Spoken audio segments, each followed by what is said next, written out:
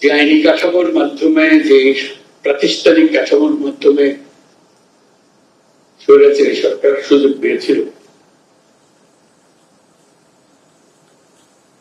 সেই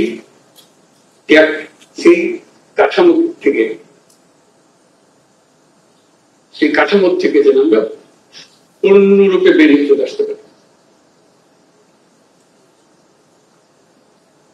আমরা ছোটখাটো একটা হাডুডুডু খেলার জন্য ইন্টারনেট বানাই। ফুটবল খেলা তো বটে, এটা আন্তর্জাতিক খেলা। ক্রিকেট খেলাটা খেলা হয়, তামাশা হয়। আইনগুলো এমন ভাবে বানানো হয়েছে সবাই যেন এনজয় করে, উপভোগ করে। কেউ যেন মনে হচ্ছে কালকে টাইম বদলে হবে, তাহলে খেলা থাকে।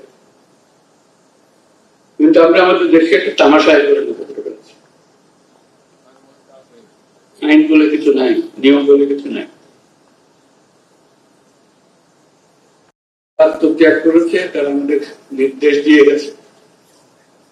আমরা যেন সেসব আইন কানুন পাল্টে ফেলে নতুন বাংলাদেশের জন্য প্রস্তুত হই।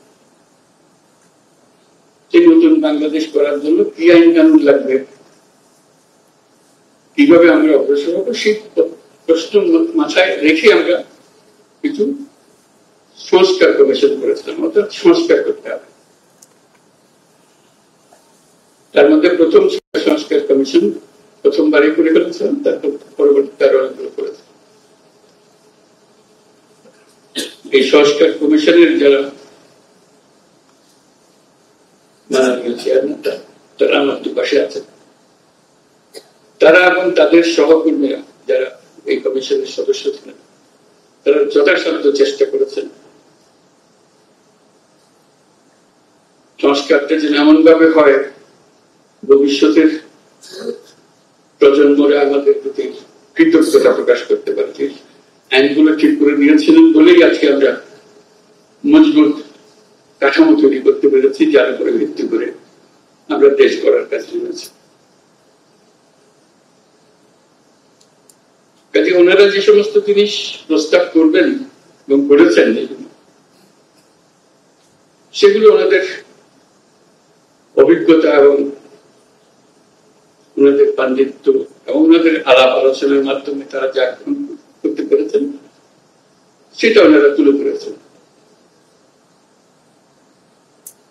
এবং তাদের সবাইকে, আজকে যারা উপস্থিত আছেন তাদেরকে ধন্যবাদ জানাই, এবং যারা আজকে উপস্থিত নাই তাদের সদস্যবৃন্দ, তাদেরকে আমরা ধন্যবাদ জানাই এই কষ্টটুকু করার জন্য। ওনাদের যে অভিজ্ঞতা তার উপরে ভিত্তি করে রচনা করা।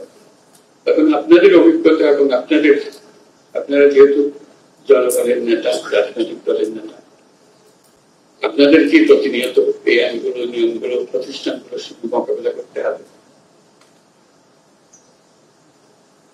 সেজন্য ওনাদের এগুলো আপনাদের সামনে দেওয়া হবে আজকে আলোচনা শুরু করার জন্য। আলোচনাটা একাডেমিক আলোচনা না, বাস্তব আলোচনা, যে কোনটা আমরা কাজে লাগাতে পারবো, কোনটা লাগবে, কোনটা লাগবে না, কিভাবে সংশোধন করলে ভালো হবে, ইত্যাদি আলোচনা। ওই স্বপ্ন, যে স্বপ্ন আমরা এমন ভাবে মজবুত ভাবে আইনগুলো বানাবো যাতে সবাই মেনে চলবে, এবং মেনে চলার মাধ্যমে আমরা একটা সুন্দর সমাজ